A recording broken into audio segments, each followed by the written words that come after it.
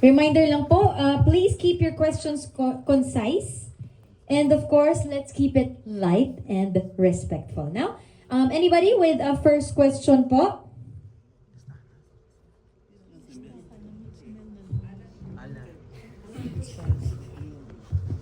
Good afternoon. Tama ba? Good afternoon. Hello mga kaibigan sa press at mga fans ng Francet. Thank you for coming.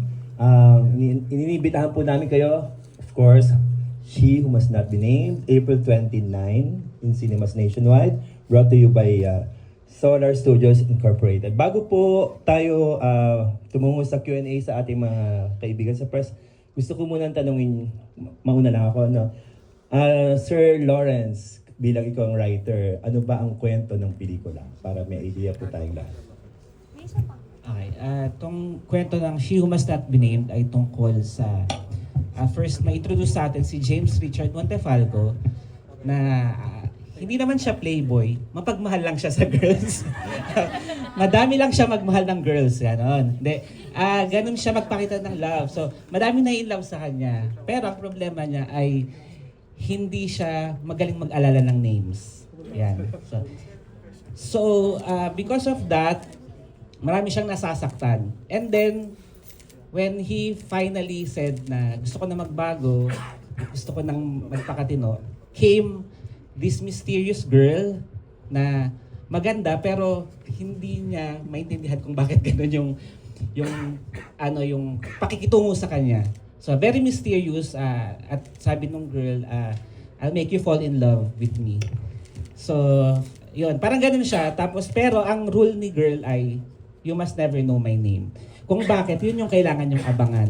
Kailangan yung kasi si James, malalaman niya lang kung makompleto niya yung 60 days. So dapat kayo din, kailangan na kompleto niya yung movie. Ayan. Gets po ba? Pwede ma-fall, pero hindi pwede malaman yung pangalan. In Yes, short, sir. Okay. So, meron po bang curious thought towards that? We're now opening Colleen the floor to our friends for the press. Anyone? Yeah, meron na tayong line-up. The Okay. first question will come from Alan Sancon. Concise daw yung question dapat. Gaano ka concise? I-spell po. Joke. Tanong ko lang, hindi, kasi parang very, kumbaga, malawak yung mga character ninyo dun sa ipinakita. Nice guy, cool guy, di ba? Pero siguro, dahil first or second question ako, I would like to ask kung ano yung particular na role nyo at ano yung connection nyo sa isa't isa. Not giving too much of your character and giving too much of the stories.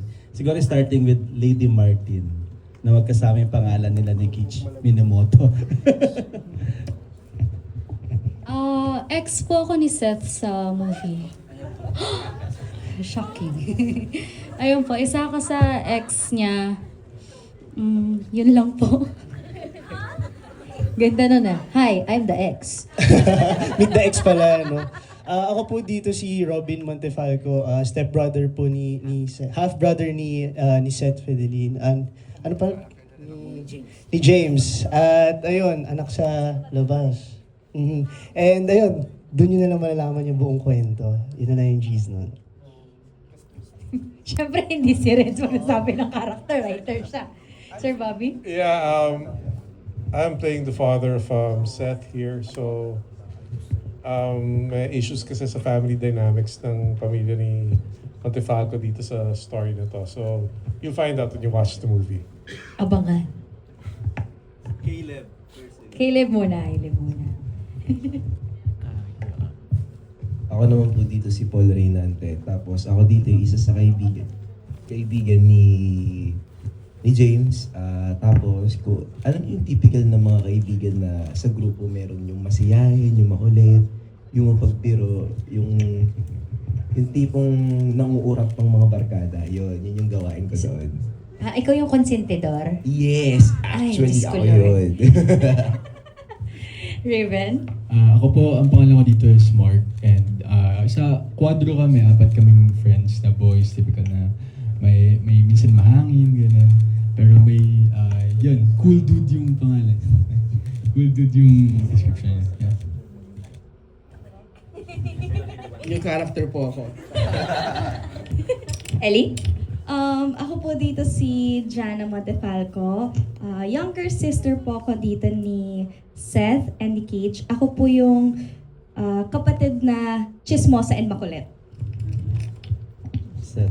Hello po, ako si James Montefalco. Anak po ako ni Sir Gabby. Half-brother ko si Kitch and of course, younger sister ko naman si Lydia. So, yun po, ang character ko lang naman dito is kumbaga parang mapagmahal and sobrang approachable na tao. Ilan po ba yung minahal? Ha? Ilan yung minahal mo sa pelikulang ito? Yung naghabol, 3 eh. So yes, andun tayo sa part na sobrang mapagmahal at approachable tayo. And may reason kung bakit ganun si James. Abangan. So yes. Abangan. She who must not be named? Ano, tara? She is the one who must not be named. Wala po akong pangalan. Wala rin po akong connection sa kanilang lahat.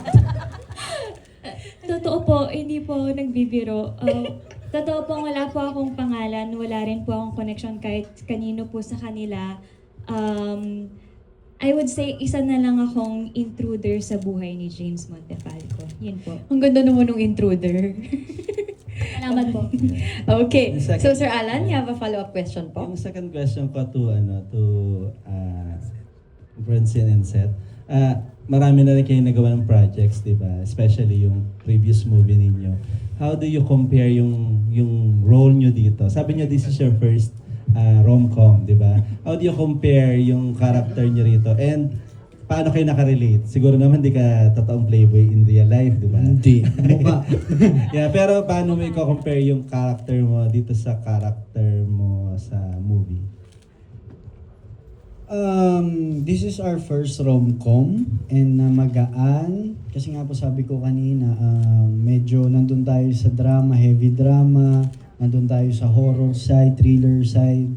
So, nung ginawa po namin to, talagang sobrang thankful kami. Kaya lang na parang isa to sa mga gusto namin na role daw gampanan.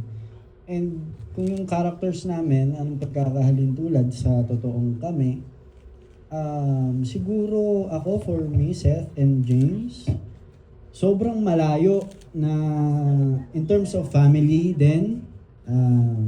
Ang pinagkaparehasan siguro ni Seth at ni James is may barkada sila. At yung barkada na yun, yung barkada ko, personal kong barkada, as is pa rin, na barkada ko pa rin hanggang ngayon, yung high school kami hanggang ngayon. So, 4 of us, sobrang solid. Kami magkakaibigan dito, parang siguro lumaki kami ng sabay-sabay. And yun lang naman, sa family, mayroong kumpletong pamilya, si Seth at si James din, pero may conflict and yeah, yung may problema. Ilang naman po yung pagkakaparehas ng character namin.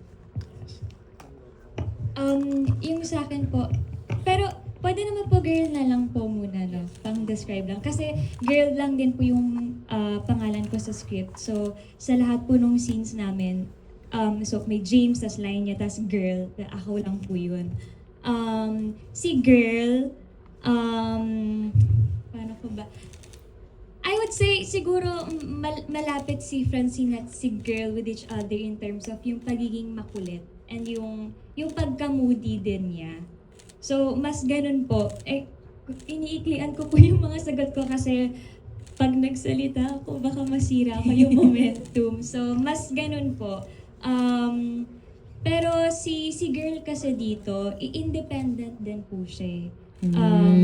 As in parang kahit saan siya magpunta, kaya niyang dalhin sarili niya. Hindi niya kailangan ng kahit sino para alagaan siya or something. Mas ganun po siya. Sobrang misteryoso din po siya. Na-challenge pala ang character ni James Montefalco dito. Kay Sir Alan? Dahil nakita namin yung trailer na napaka-sweet at kumbaga yung chemistry niyo is still there.